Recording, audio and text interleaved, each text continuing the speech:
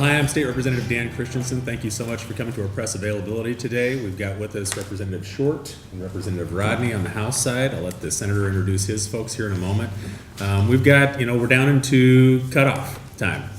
This week, we've got a lot of bills being considered by our finance and fiscal committees, and it's going to be interesting to see how some of those things pan out. Just even today, sat in on one of the committees and watched bills that everybody thought were going to run get put off to the side. So it's that exciting time of session where we narrow it down to those big issues that we know are going to have some input, not only in the end game when it comes to our budgetary decisions, but also what are the big policy and fiscal implications we're going to be looking at in the future. Look forward to your questions. I'm sure when it comes to things like maybe the revenue forecast, transportation, gun legislation. I guess a couple of us made it to the oil. We made it on the oil list today. That was fun. Love to answer any of your questions on that. Otherwise, Senator Schessler. Well, thank you, Leader Christensen. Senator Rivers is with me today. Senator Baumgardner, glad to be here with you. And I think, we're looking at in the Senate is better solutions, more innovative ideas. A few examples, Senator Erickson's new energy plan.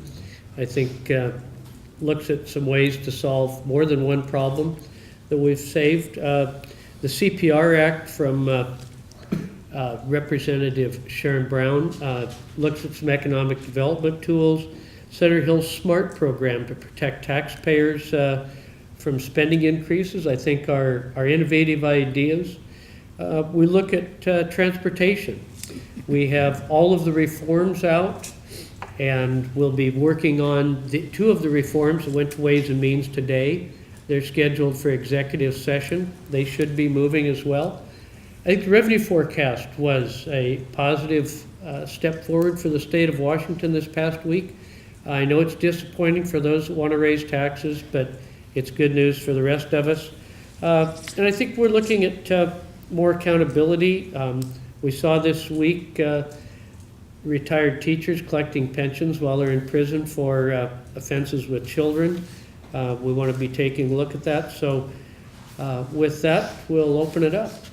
Senator Rivers, can you talk a little bit about your marijuana bill that's passed out of the Senate? Have you talked with your colleagues in the House on where that may be going? I know it's been referred to the Health and Wellness Committee. So the Five Corners continue to meet on that bill and continue to perfect it along the way.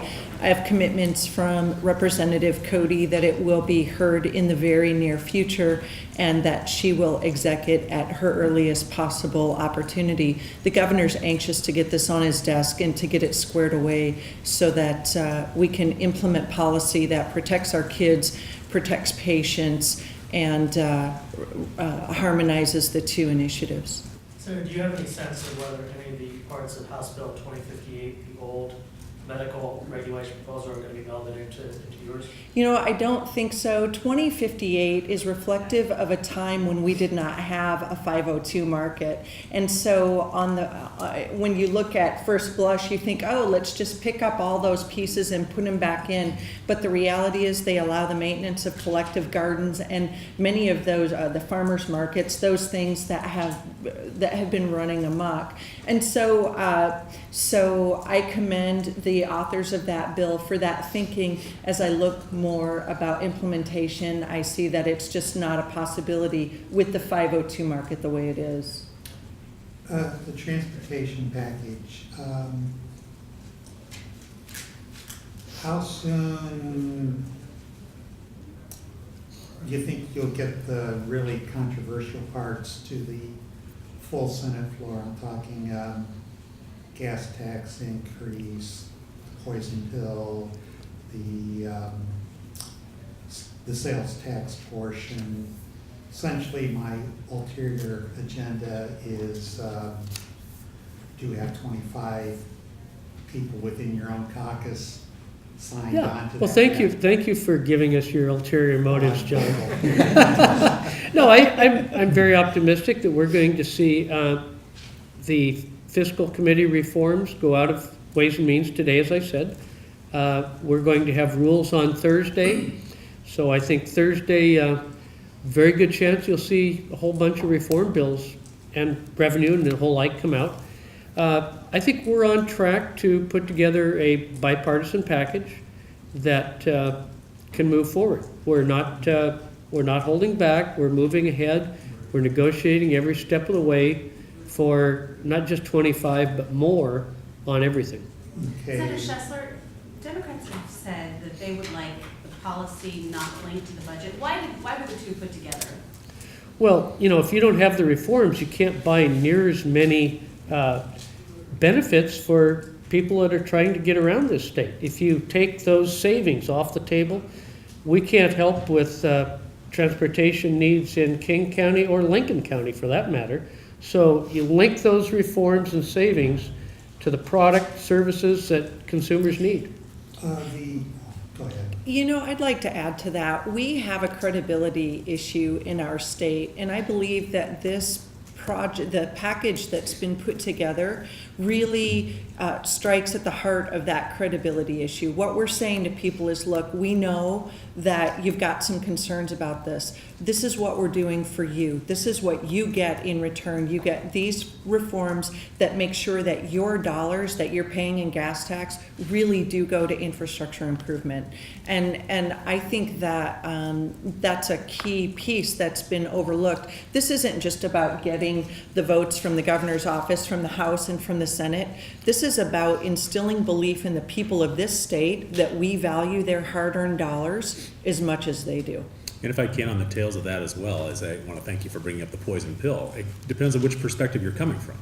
The poison pill could be revenue for some, could be reforms for others.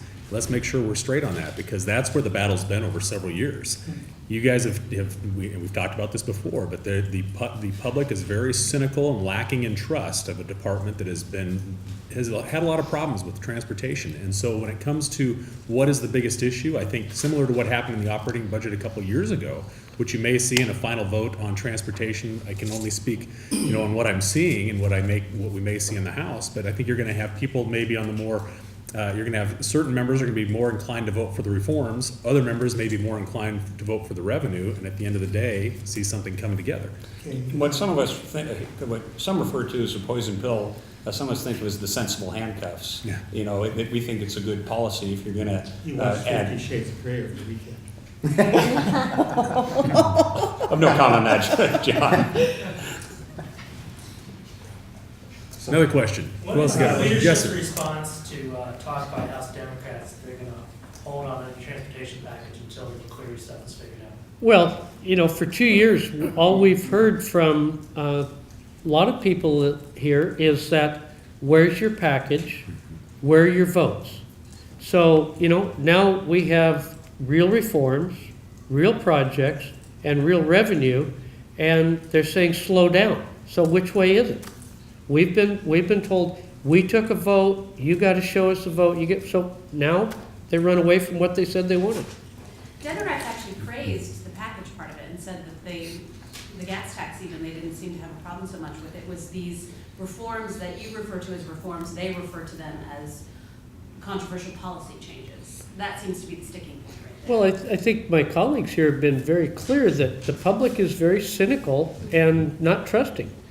If we go back to the AP forum a year ago, January, Judy Cliburn and the Senate, the House, R's and D's all said low carbon fuel standards is an impediment to passing a package.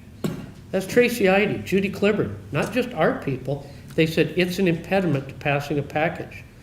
Why would any consumer, any business want to pay anywhere from up to $1 a gallon and get nothing, when for 11.7 cents you can get quite a transportation package? Which do you want, the warm feeling or a better transportation system? And since Republicans have had a seat at the table when it comes to budgets, even going back to 2011, that's how we've done big budgets here on the whether it's been operational side or otherwise. We've paired spending more money with reforms to make sure we're spending that money smarter.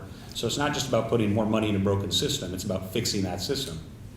Two transportation questions. First, at Thursday's Rules Committee meeting, will the gas tax hike / poison pill, you got 11 bills, will that particular bill be on the agenda for Thursday's Rules meeting? And also, how do you link low carbon fuel standards to mass transit. That's one of the Democrats' big arguments is. Those are two entirely separate issues, and it's more of a hostage-taking thing as opposed to a legitimate balancing act. I don't like the term hostage-taking, John. I like the term consumer protection. And how about on will the bill with the gas tax hike, will that be on Thursday's rules committee? Well, I hope we get all of them out in one package, whether we assign voluntarily or package, but we are going to have a rules committee, and we intend to move forward. Besides transportation, what else might be coming up on the floor this week? We've got just a little bit of everything out there, to be honest with you. I mean, I haven't gone through the calendar yet with my caucus, but I expect we'll have a wide range of subjects on the floor calendar this week. The drones bill and the hockey, the amateur sport athletic bill are both, I see on the calendar. Do you anticipate either of those bills coming up this week? Go ahead. I was just saying, I presume that we'll have broad support on that bill, on the amateur sport bill, but, if you look at the calendar last week, we just got past cutoff, and frankly, a lot of these bills, is functionally, we still have to caucus on and make sure that people understand the bills. I mean, I've been very busy on my 4 committees. There's a lot of stuff coming out of other committees I just frankly hadn't had a chance to look at, so we'll be briefing our members on those things. State workers were here Friday lobbying with some lawmakers about the negotiated pay raises. How are you feeling about that? Given a few weeks have passed, you've had time to talk to the members, time to talk to some workers. In the House? Well, first of all, in the House portion of this, I mean, it's been ever since collective bargaining kicked in, one of the things that has happened is that as members, we haven't, of course, been involved in all the original negotiations. So it puts the legislature in a little bit of a pickle when it comes to people coming in here asking us to support their collective bargaining agreements when we as individual legislators were not part of the agreement in the first place, and there was not a openness and transparency to the system in the first place. I've had numerous conversations with many members of different labor groups within the state of Washington, and some of those agreements I think may be more fair than others, but at the end of the day, based on what's been proposed at this point, we have 1 vote yes or 1 vote no. Now, obviously, we're going to be looking at from the House Democrat budget that in meetings I just had this morning, I'm hearing probably won't be out until the end of March, which is a little disconcerting now that we've got the revenue forecast moved up a little bit. But I think that there's going to we'll see what the Democrats do in the House when it comes to funding or either all of it or part of that. But it's difficult for us as legislators when we have, I'll give you an example, I've got the largest prison system in the state is in my own backyard, in my hometown of Monroe. And they are some of the lowest paid, highest risk workers that we have. And you look at what they're making today, most of which, by the way, most of those employees qualify for food stamps. And then you look at other workers that we have in the system who have have had much more success in their bargaining agreements, that many of which are either close to or well above 6-figure incomes that carry just but a tiny fraction of any risk at all. And so the fairness aspect from myself as a legislator's perspective is one where that's, I think, one of the issues with respect to how collective bargaining may have not been working for us is those of us who do really understand the differences in not only the job itself and requirements, but the pressures and disparity that many of these employees have is not really being considered to the level that it should be. And that's where I think as legislators, they're our constituents. They talk to us all the time, but we're not having the effect on the system that I believe that we could have. And the collective bargaining, I think, has taken that away. So I'm concerned with some of that, and hopefully we'll see some changes in how those numbers look. There's a bill pending in the House that would establish new guidelines for our police body cameras. What have y'all looked at it from the Senate side, and what are your concerns about any legislation of that issue? Right now, I'm going to stay focused on the Senate bills. I can address that, though. That came through judiciary, and there were 2 bills, one sponsored by the ACLU, which was not advanced forward, didn't come up for a vote, and then Representative Hansen's bill. I think that in talking with the chair, Representative Jenkins, we might look at perhaps doing an interim study on the whole issue of police body cams. What Representative Hansen's bill kind of preserves those programs that are already in place And so it allows the continuing experimentation with body cams and allowing those agencies to continue their pilot programs. But I think we need a broader interim study and then come back next session, next year with a more comprehensive bill to address the matter. I'll throw the Seattle Times story at you. The one on Jim Brenner's story on donations from the oil industry. And he had like 8 GOP senators saying they're big recipients of oil money, and your caucus is the one that's hardcore against cap and trade. Oil industry doesn't like cap and trade. There's no delicate way of saying this. Are you guys Sure, John. I puppet think, of the oil industry? well, John, I think let's look at it this way. What did Tom Steyer expect to get on return on his investment with his friend Governor Kitzhaber and his fiancee had they prevailed with their even larger campaign contributions? Furthermore, I think that with the, he gave $1.5 million in one campaign cycle, which is 15 years worth. If you look back on your PDC records, it's 15 years worth of our oil companies that were referred to in that Seattle Times article. It took 15 years for them to give an equal amount.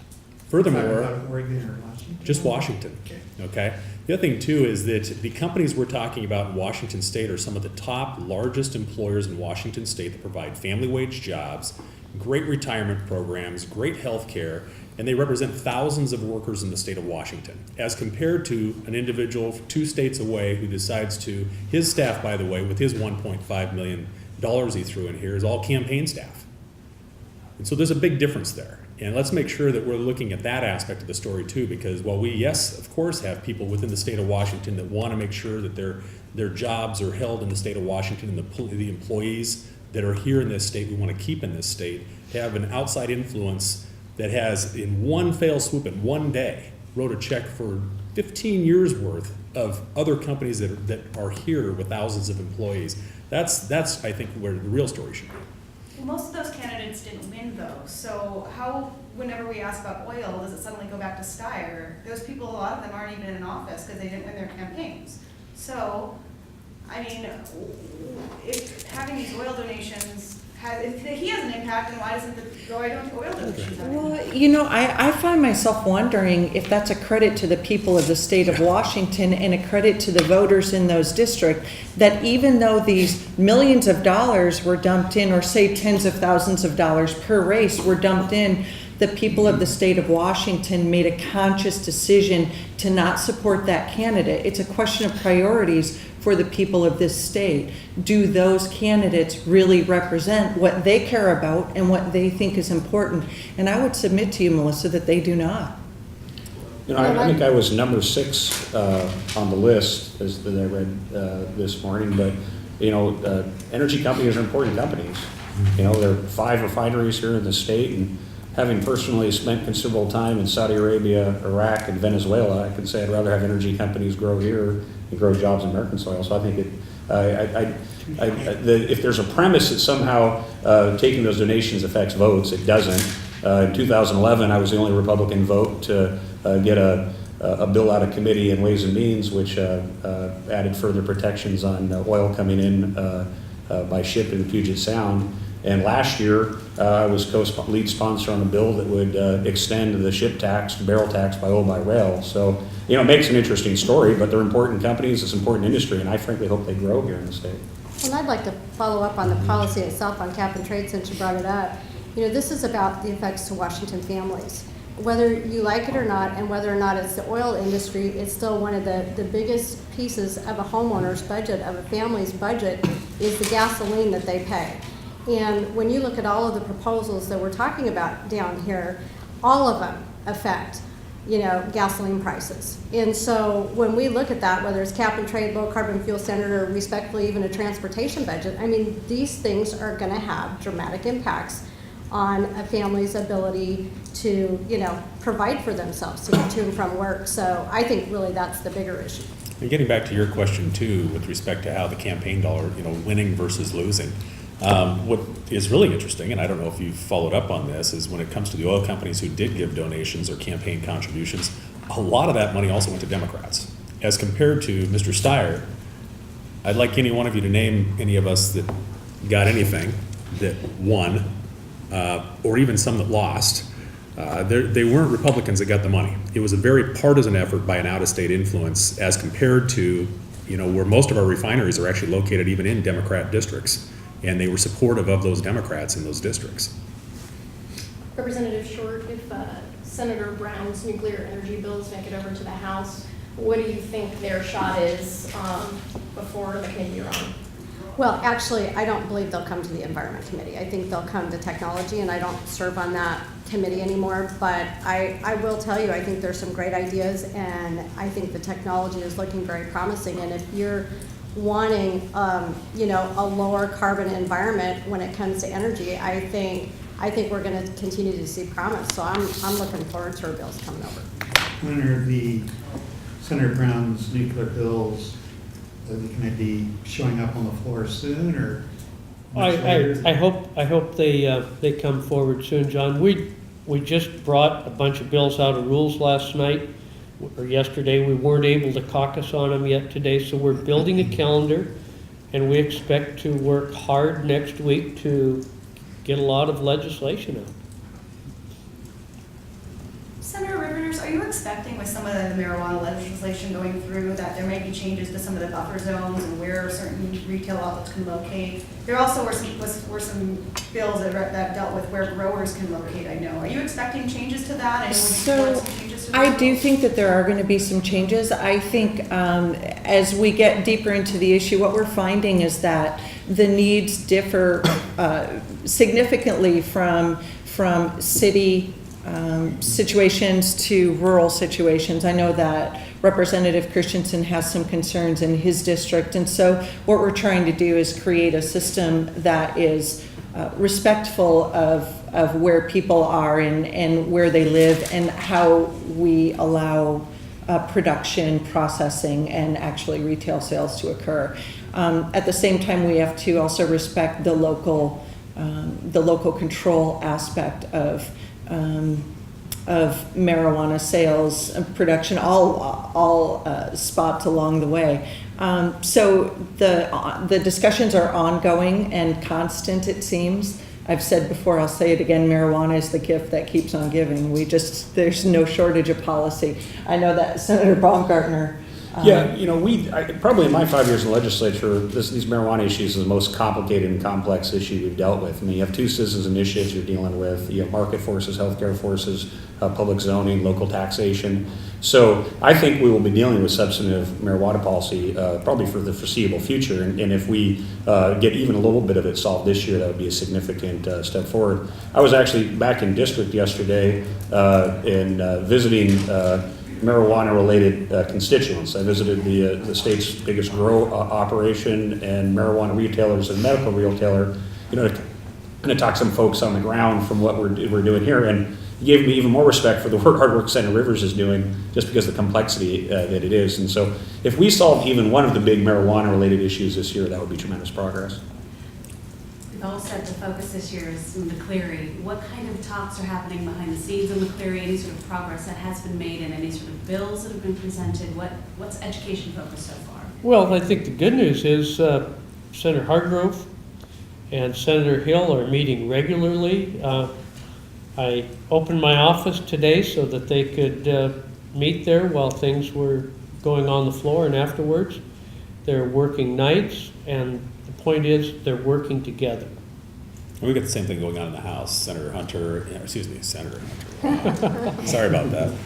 Representative Hunter and Representative Chandler have also, since first day of session, have been meeting several times a week. We also have our education leads that are meeting several times a week, not just in committee, but outside of committee too, to make sure that we're having a clear understanding as to what the differences are in policy especially. But then also when it comes to how we're going to move any dollars forward. As we know, in the last couple of years, there have been some interesting challenges, on the reform side of education. It's even been brought up in many cases by the state Supreme Court on issues that must be addressed even from their perspective if we're going to make sure that the outcomes of these kids is as best as we can possibly make it.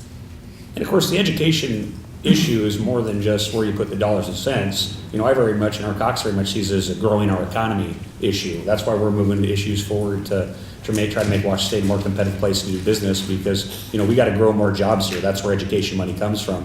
It was a huge deal over the weekend to have the port settlement.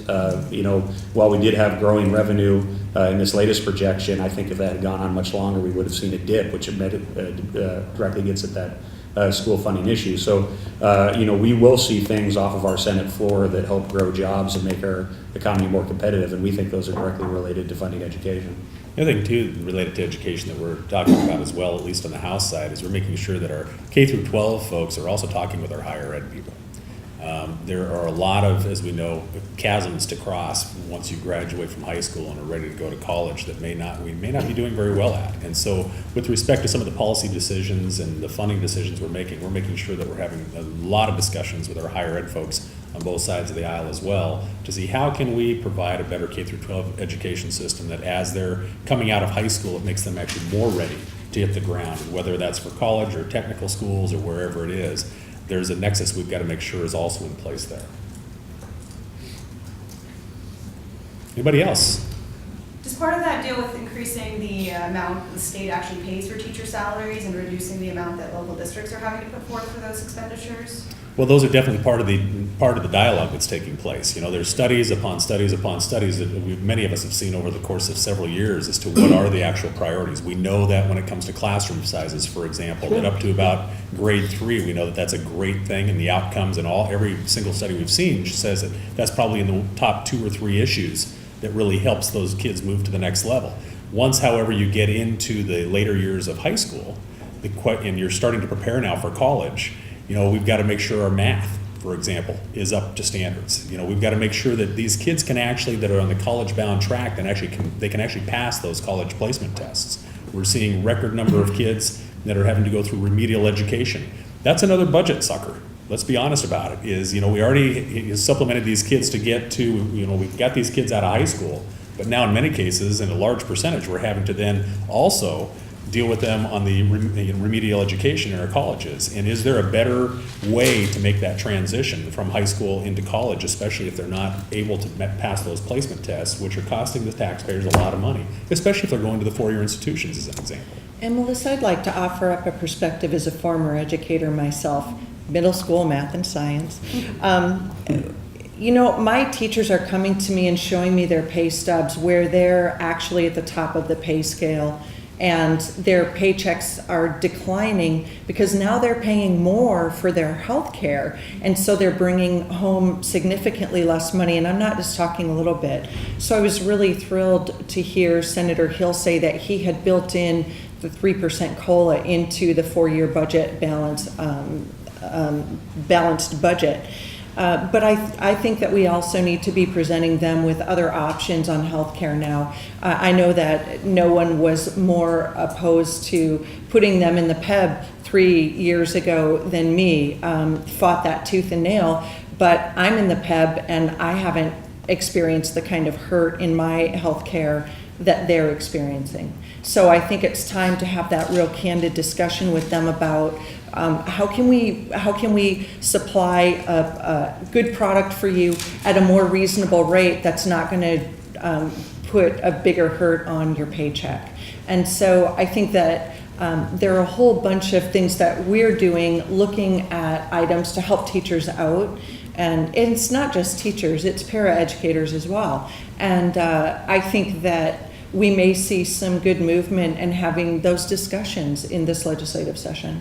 Given the latest revenue forecast, going back to the state workers, is there enough for McCleary and things like state workers and teachers? And That's what Jim Honeyford or Jim Hargrove and Andy Hill are working on every night. It sure closes the gap of a couple $100 million more. Mm-hmm. Makes the argument and makes the debate a lot easier for us to deal with, absolutely. Thanks, everyone. Thank you.